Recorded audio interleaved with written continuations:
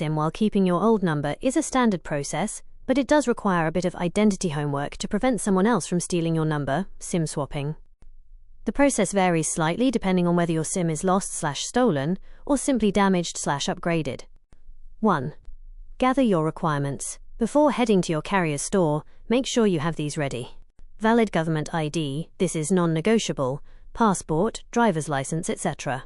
Proof of ownership, asterisk for postpaid, usually just your ID is enough as you're in their billing system.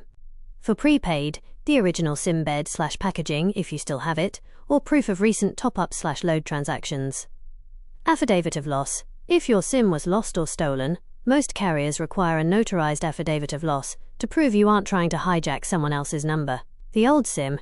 If the card is just damaged or you need a 5G upgrade, bring the physical card with you. 2. Steps to get the new SIM. Step. Action. Notes. 1. Report it. Call your carrier immediately to block the old SIM. This protects your bank accounts and apps. 2. Visit a store. Go to an official physical branch. Globe, Smart, Ditto, etc. Authorized resellers usually cannot perform SIM swaps. 3. Verify identity. Present your ID and/or affidavit of loss. Some stores may take a liveness photo/selfie for their records. 4. Receive SIM. The staff will provide a new SIM and link it to your old number. This usually happens instantly or within 24 hours. 3. Carrier-specific options. Globe. You can actually start this process via the Globe One app for a more streamlined experience, and in some cases, they can deliver the new SIM to your address. Smart/TNT. They often require you to visit a smart store. If you're on prepaid, they might check your registration details against the ID you provide. Ditto. Use the Ditto app to file a help ticket if you are switching to an eSIM. Otherwise, visit a Ditto Experience store. Pro tip. Once you get your new SIM, you will likely need to re-register it under the SIM Registration Act, even if the number is the same. Which mobile carrier are you using? I can give you the specific hotline number or the nearest major branch type if you tell me which network you're on.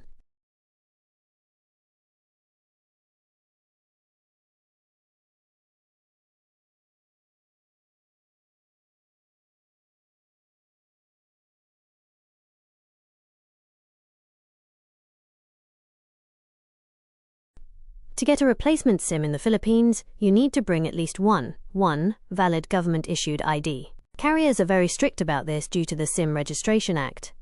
It is best to bring a primary ID because they are high reliability and rarely questioned. Primary IDs most recommended. If you have any of these, the process will be much faster. EFIL ID, PHIL ID, National ID. Philippine Passport. Driver's License. UMID, Unified Multipurpose ID. SSSID, digitized. PRC ID, Professional Regulation Commission. Voter's ID or voter certificate with photo. Postal ID, PVC card version. Secondary IDs. If you don't have a primary ID, carriers may accept two of the following, though some stores may still insist on a primary one. NBI clearance, police clearance, TIN ID, beer.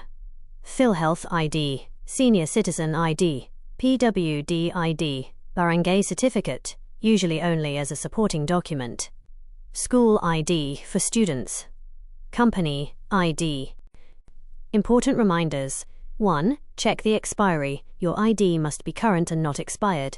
2. Selfie verification. In the store, the staff will likely take a photo of you holding your ID to match their records. 3. For lost SIMs. Remember that an ID alone might not be enough if you lost the card. You will also need a notarized affidavit of loss, which usually requires the same ID to be notarized. 4. Minors.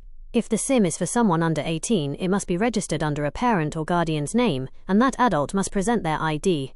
Are you a postpaid or prepaid subscriber? Postpaid users often have an easier time because their identity is already in the carrier's billing database.